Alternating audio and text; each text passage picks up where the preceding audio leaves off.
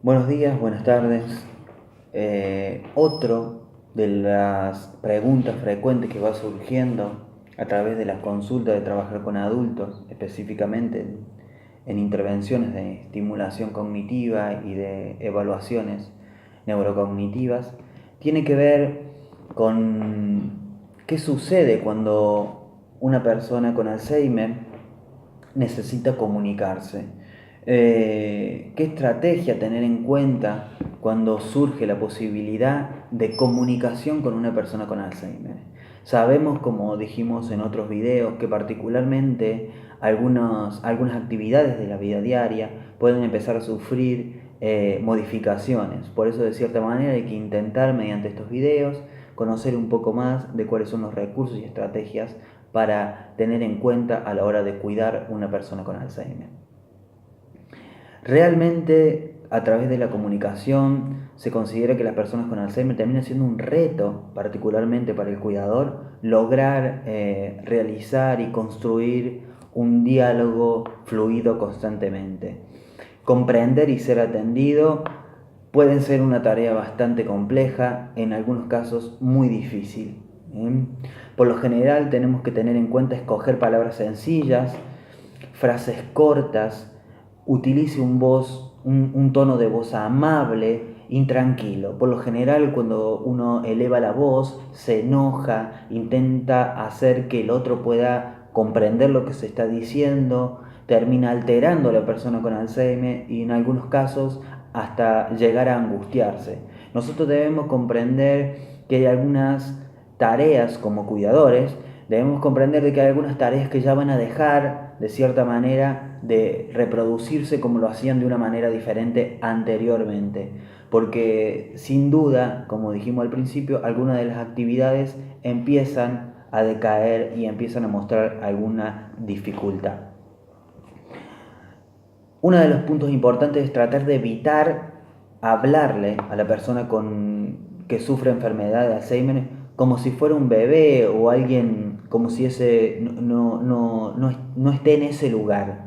O sea, una vez que se realizan las conversaciones con los otros, evitar de cierta manera hacer de que el otro no está ahí.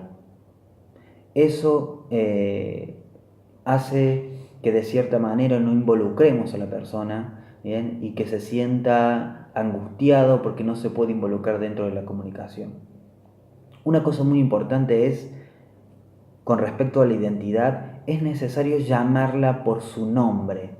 Esto es muy importante, recordemos, llamar a la persona con Alzheimer por su nombre, asegurándose que antes de hablar, que ella le está prestando atención. Volver a llamar, ¿es tu nombre? Le dice el nombre, vuelve nuevamente a fijar la mirada, vuelve a llamarla para encontrar una palabra corta con un tono de voz tranquilo y amable. Eso es muy importante.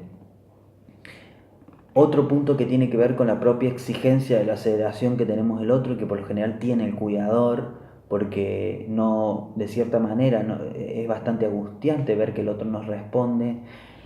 Recordar que debemos tomarnos el tiempo necesario para que la persona con Alzheimer pueda responder a nuestras preguntas.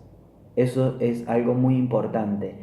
Darse el tiempo para que el otro pueda responder la pregunta que le hacemos. Trate de cierta manera de no interrumpirle. Dejemos que el otro se exprese a un tiempo que él decida. Si notamos que se está esforzando muchísimo, muchísimo para encontrar una palabra o comunicar un pensamiento, trate de manera amable de decirle o proporcionarle una parte de la palabra o una parte del recuerdo que es lo que está evocando.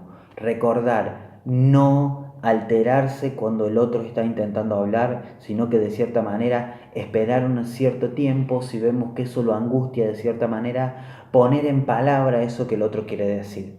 ¿Bien? Y por lo general algo muy difícil de lograr, pero de cierta manera se tiene que empezar a construir a medida que vamos creciendo y a medida que nos vamos construyendo como cuidadores de personas con Alzheimer. Trate de presentar preguntas e instrucciones o afirmaciones de manera positiva. Esto es algo muy importante.